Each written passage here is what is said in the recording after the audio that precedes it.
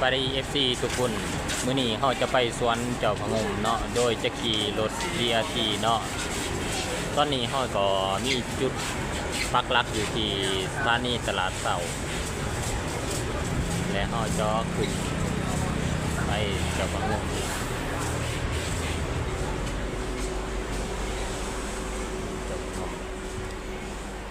โดยจะขี่ BRT เนาะอาจจะขี่ BRT ตัวนี้ไปลงสวนเจ้าพะงมเนาะสวนเจ้าพะงมมันถือว่าเฮาก็บ่ได้เดินทางไปดนเนาะวันนี้เฮาจะลองไปอัปเดตเบิ่งว่าอยู่ที่สวนเจ้าพะงมนี่ยังน่าสนใจแล้วก็มีสิ่งใดที่พัฒนาขึ้นเติมหรือว่ามีสิ่งก่อสร้างใดที่กำลังก่อเติมขึ้นมาอยู่ที่สวนสาธารณะเจ้าพะงมเป็นว่าไปติดตามเบิ่งบรรยากาศพร้อมๆกันกับทีมงานเลย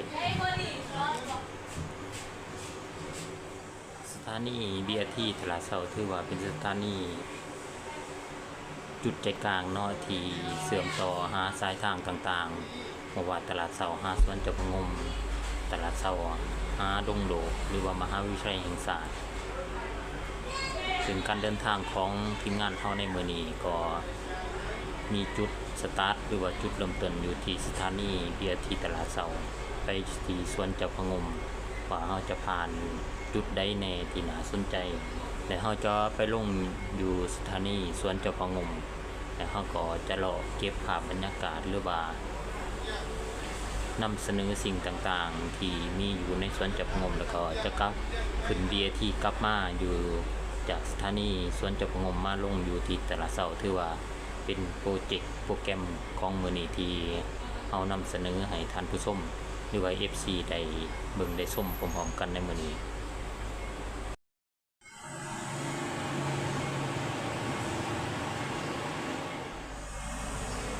ภายหลังวันที่เก่าไปเพิ่นทั้งระบบการขนส่ง BRT เพิ่นก็จะมีการเก็บเงินค่าบริการผู้โดยสารเนาะซึ่งทางทีมงานเขาจะมาอัปเดตอีกเทื่อนึงและนี่ก็คือบอนนั่นเครดิตการ์ดเพิ่นในการใส่การ์ดเมื่อผู้โดยสารขึ้นมาก็จะแตะในนี้เนาะนี่ก็เป็นจุดที่ตลาดเสาที่เขาจะออกไปสถานีเดินจากพง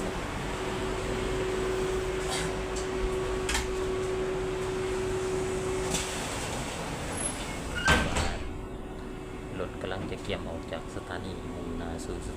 สวนเจ้าพะงมเนาะขอบเขตบริเวณนี้ผู้คนจะขับข้าหน้าแน่นมาเทียนี่จะม่วงนี่เดี๋ยวเอาที่บอกว่าจะม่วงไปมากมั้ง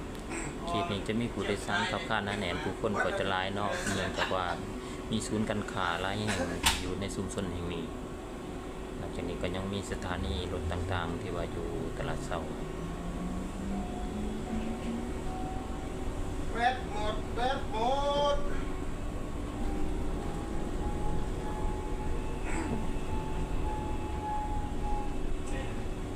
ไม่ได้ไปโตหรอเป็นเบิร์ดที่มันเป็นโตไปเจ้าพะงมแล้วก็ลงไปกลางลงมาแล้วก็ไปเที่ยว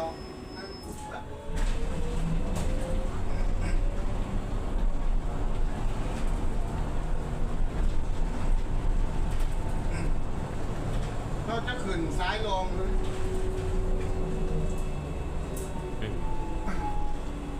ต้องกดไปทางเชียงของมันจะขึ้นซ้ายลง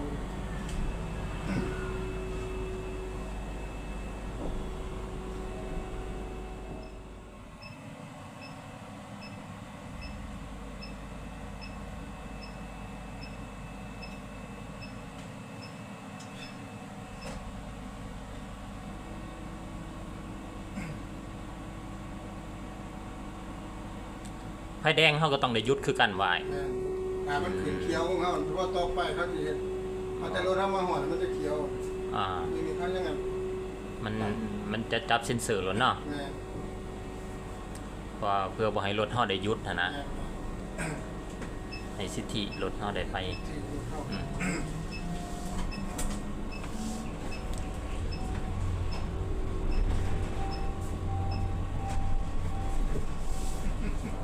คือแนวนี้เฮาก็สามารถจอดเอาผู้โดยสารได้เนาะนี่ก็เพิ่นกำลังจะจอดเอาผู้โดยสารแต่ผู้โดยสารเพิ่นก็บ่ตัดสินใจไปเนาะเพิ่นก็เดินทางท่องเที่ยวไปต่อเพิ่นน่ะอยู่กำสายมือก็แม่นพิพิธภัณฑ์หอพระแก้วเนาะและก็ขวามือพิพิธภัณฑ์ศรีสะเกษเนาะตอนนี้เฮากำลังผ่านพิพิธภัณฑ์ทั้งสองแห่ง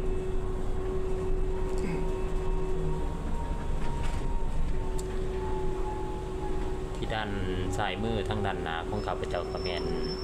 สำนักงานประธานประเทศเนาะหรือว่าทำเนียบประธานประเทศในส่วนขวามือก็แม่น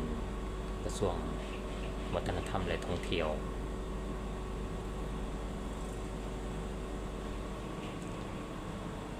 ตอนนี้เวลา 15:15 นาที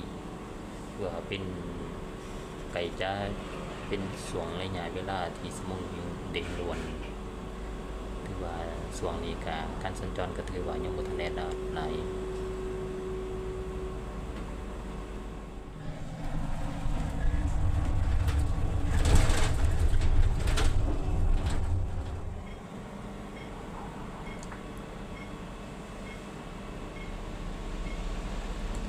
ตลอดสองข้างทางเขาจะสังเกตเห็นถนนหนทางและก็การสัญจรต่างๆถ้าเทียบใช้เมื่อก่อนกับปัจจุบันที่ว่ามีการแตกต่างหลายเนาะถนนหนทางเขาจะเห็นว่ามีความสะอาดงดงามบนพื้นถนนก็จะมี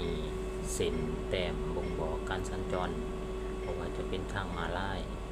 ทางรองทางขึ้นเนาะมีระบบการสัญญาณระบบจราจรที่ครบสุดว่าจะเป็นไฟแดงหรือว่าต่างๆเนาะพิเศษเราจะเห็นต้นใหม่เนาะต้นใหม่ที่ว่าเพิ่นยังอนุรักษ์รักษาไว้เนาะเพื่อสร้างออกซิหรือว่าสร้างความชุ่มชื้นหรือว่าห่มสีเขียวให้กับนครหลวงอีกรถงามนี่โอ้โหระเบียบกันกับแม่ขี่ก็เสือเลยผม อยู่ดีสิ่งบ่ได้ยากนะสิ่งก็บ่ได้ยากนะตอนนี้เฮาก็มาฮอดสถานีน้ำพุเนาะน้ำพุเขตนี้ก็ถือว่าเป็นเขตที่ว่ามันได้รับการพัฒนาไว้เนาะพ่อแม่พี่น้องเราจะเห็นบรรดาอาหารโฮมแฮมต่างๆเกิดขึ้นหลายในช่วง 2-3 ปีหลังมานี้แล้วก็เป็นถนนที่ว่านักท่องเที่ยวที่สัญจรไปมาเป็นจำนวนหลายเนาะเกินว่าตอนหน้าไปอาจจะเป็นถนนคนยางนะ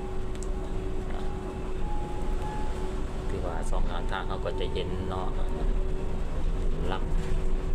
กันฟุตบาททางยาง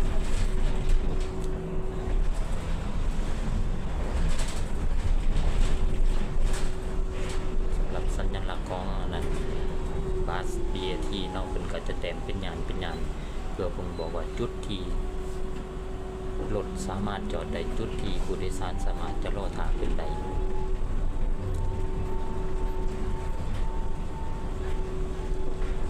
ก็จะเห็นต่างประเทศมันขี่รถถีบเนาะขี่รถถีบเราส่งตัวเมืองถือว่าจุดนี้ก็ถือว่าเป็นอีกจุดหนึ่งที่ว่ามีชุมชนที่แออัดมีผู้คนหลงไหลเนาะนักท่องเที่ยวหลงไหลเนาะผู้คนหลงไหลเพราะว่าเป็นทำเลทองอีกแห่งหนึ่งการสัญจรก็รับประกันแน่ว่ามีความแออัดแน่นอนนี่เราก็จะเห็นพวกรถบางคันก็จะจอดขวางทางการสัญจรของ BRT เนาะตอนนี้อยู่สายมือของข้าพเจ้าก็แม่นวัดองค์ตือมหาวิหารเนาะคือว่าโซนนี้เป็นโซนที่ว่ามีความสวยงามหลายเนาะเป็นถนนคนยางในระยะบุญเฉลิมฉลองปีใหม่ที่ผ่านมาถนนเส้นนี้ก็เต็มไปด้วยบรรยากาศการเล่นน้ำการพดสงน้ำเนาะคือว่าเราจะได้เห็นในคลิปที่ผ่านไปที่ทางทีมงานเราได้นำเสนอจอนี้ได้บ่ไฟแดงเอาบอลไฟแดงก็คือผู้โดยสารเพิ่นจะลง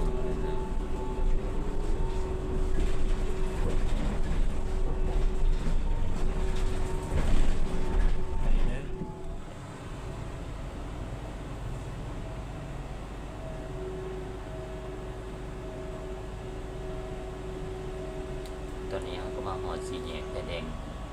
วัดอิฐแบงมหาวิหารตัวเป็นถนนเศรษฐาธิราชโอ้ล้วนรู้พี่น้องไปบักงามหา เด็ดเนาะ ว่าเรื่องรถหรูอยู่ในลาวเฮาเนาะถือว่ามีหลายคันเนาะที่ปรากฏให้เห็นที่ว่าหาเบิ่งหาชมในยากที่ว่า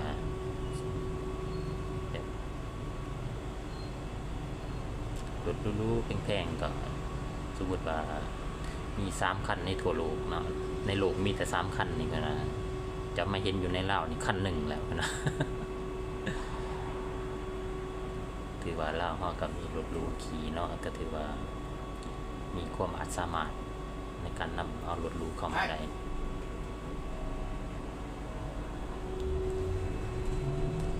ตอนนี้เขาก็จะมุ่งหน้าเข้าสู่สถานี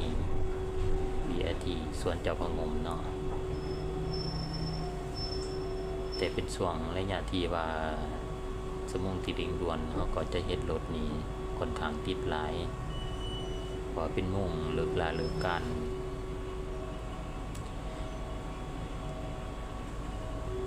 การที่นำ BRT มานำใส่อยู่ในนครหลวงถือว่าเป็นโครงการที่ดีในการช่วยลดผ่อนการสัญจรที่แออัดลดผ่อนมลพิษประหยัดพลังงานประหยัดต้นทุนประหยัดเวลาเป็นการสื่อให้เห็นถึงเมืองที่มีความทันสมัยในอนาคตต่อหน้านครหลวงเวียงจันทร์จะต้องได้ก้าวเข้าสู่เมืองที่ทันสมัยและน่าอยู่ของอาเซียนฉะนั้นการที่มีระบบรถขนส่งสาธารณะ BRT ถือว่าเป็นเรื่องที่สำคัญและมีความจำเป็นหลายต่อการนำใช้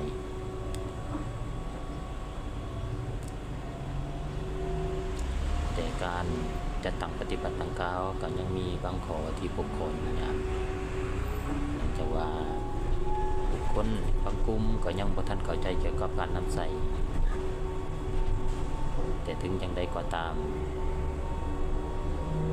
การที่เรามีระบบ BRT จะช่วยให้ระบบการสัญจรดีขึ้นหันปรับทัศนวิสัยปรับความคิดให้คนให้หันมานำใช้รถสาธารณะหลายขึ้นลดผ่อนการนำใช้รถส่วนตัวลดผ่อนรถติดตามท้องถนน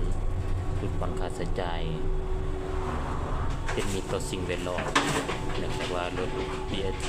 ถือว่าเป็นระบบรถที่มีความทันสมัยมีความสะดวกสบาย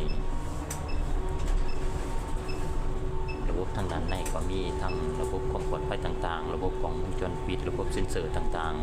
ๆระบบแอร์ระบบยังก็มีความปลอดภัยสูงตอนนี้เขากำลังมุ่งหน้าเข้าสู่สถานีสวนเจ้าพระงมซึ่งเขาจะได้นำพาทานลงเยี่ยมชมสวนเจ้าพระงมซึ่งก็เป็นเวลาหลายปีแล้วที่ทางทีมงานเฮาบ่ได้มาเที่ยวชมว่าจะมีหยังที่น่าสนใจนี่ก็แม่นเป็นโรงแรมกลุ่มโรงแรมคลาวพลาซ่าเนาะพ่อแม่พี่น้องคลาวพลาซ่าถือว่าเป็นโรงแรมระดับ5 ดาวอีกแห่งหนึ่งอยู่ในนครหลวงเวียงจันทร์ทางด้านหน้าก็เป็นสถานีที่เป้าหมายที่เขาจะลงแน่นอนลงสถานีตัวนี้เด้อไอ้ถือว่าฮอดเป้าหมายเนาะเขาจะได้ลงตอนนี้เขาก็ลงมาอยู่ทางสถานีสวนเจ้าพระงมแล้วเนาะด้านหน้าของข้าพเจ้าก็แม่นกลุ่มโรงแรมคลาวพลาซ่าเนาะถือว่าเป็นโรงแรมที่งามหลายพ่อแม่พี่น้องนี่ก็แม่นสถานีสวนเจ้าพระงมถือว่ามีการพัฒนาหลายโซนแถบนี้บ่ได้มาหลายปีแล้วพ่อแม่พี่น้องว่าถนนหนทางมีความสะอาดงามแล้วก็ได้มีการพัฒนาอย่างตัวหนึ่งโอ้ลมแห้ง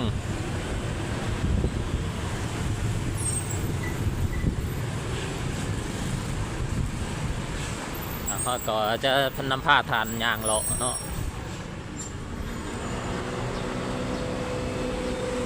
ทั้งด้านหน้าของข้าพเจ้าก็แม่นโรงแรมคลาวพลาซ่าเนาะ